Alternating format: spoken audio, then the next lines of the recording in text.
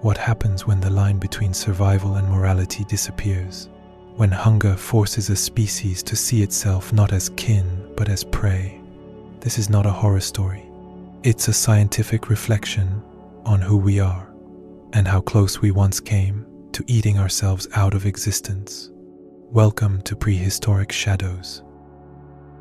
Long before the first cities rose, before gods and laws and firelit stories, life was simple and merciless. Food was the measure of existence.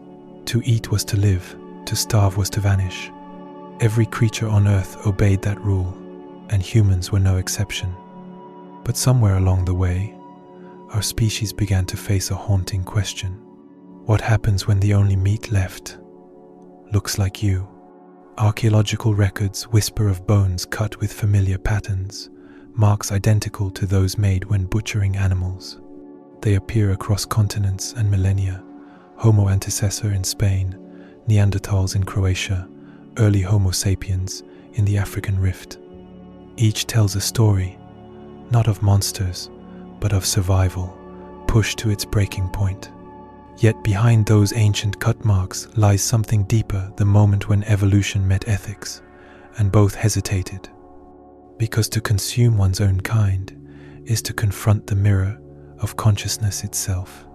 What drives a being capable of empathy to commit the ultimate taboo?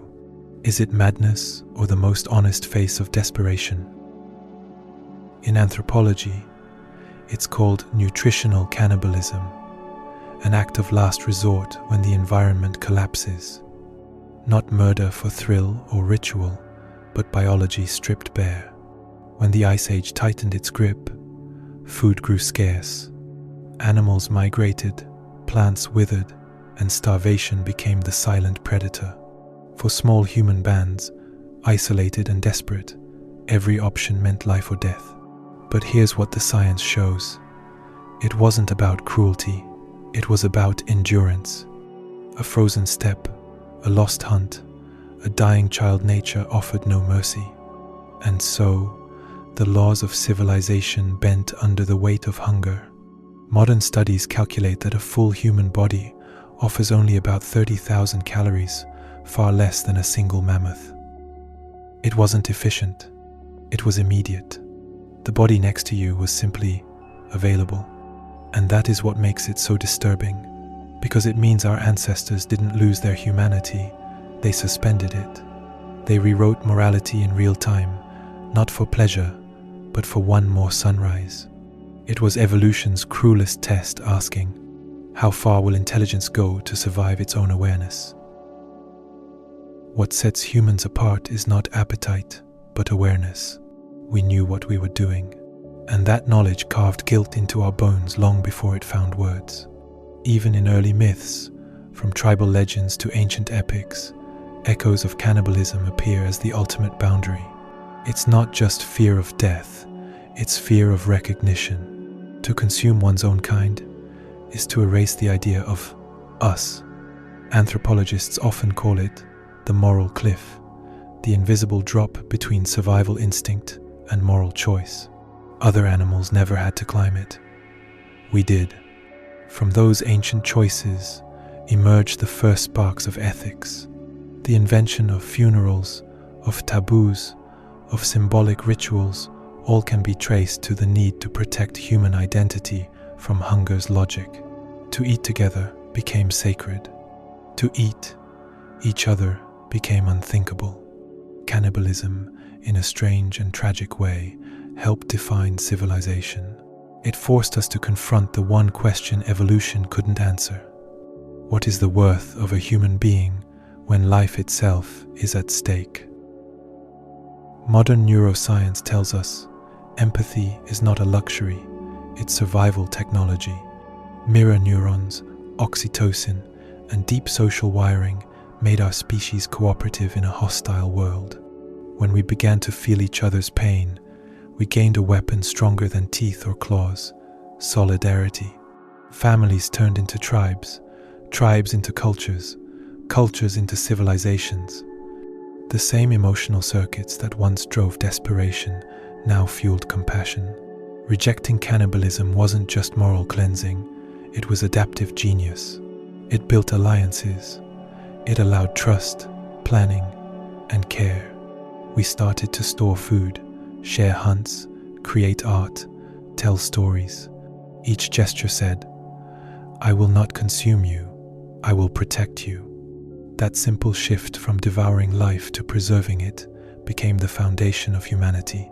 And in that shift, something remarkable happened. We stopped surviving alone and began evolving together. It wasn't intelligence that saved us. It was restraint. The decision to spare another became the origin of kindness and the birth of everything we now call human. And yet, the ancient shadow never vanished. In moments of extreme isolation, shipwrecks, famines, disasters, history records the line blurring again. Anthropologists call it the return of the primal code.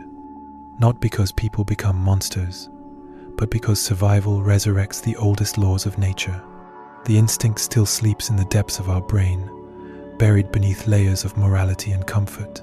Evolution doesn't erase, it repurposes. When civilization collapses, it's not barbarism that emerges, it's memory. A memory of a time when survival outweighed sanctity. That realization is sobering. It means that beneath every act of kindness lies the capacity for its opposite. That our moral compass isn't absolute, but maintained through fragile equilibrium, hunger, fear, love, and need, constantly pulling at its center. The story of cannibalism is not about what we became, but about what we resisted becoming. Each generation redefines that boundary, choosing compassion again and again, sometimes against the odds. Because morality is not inherited, it's practiced every day. So, if the unthinkable happened again, if the world froze, if the lights died, if survival demanded impossible choices, who would we choose first? The weak? The stranger? Or would we look into that mirror of history and remember what it cost us to become human? Science explains the bones and the blades. Philosophy explains the guilt, but it is conscience, that trembling echo inside every heartbeat, that decides whether history will repeat itself. Perhaps the real answer lies not in what we did, but in what we learned. That civilization was never built on abundance, but on empathy. That even when nature demanded sacrifice, humanity invented mercy. We survived the Ice Age, not because we consumed the living, but because we learned to feed something greater: memory, kinship, the idea of us. Maybe that's why, even today, the thought unsettles us so deeply. Because it reminds us that the boundary between civilization and chaos is not measured in centuries, but in a single moral choice. And that choice, fragile as breath, is all that separates our hunger from our humanity. If the echoes of our ancient hunger make you question who we are and how far we've come, follow Prehistoric Shadows, where science meets soul, and every story uncovers another layer of what it truly means to be human.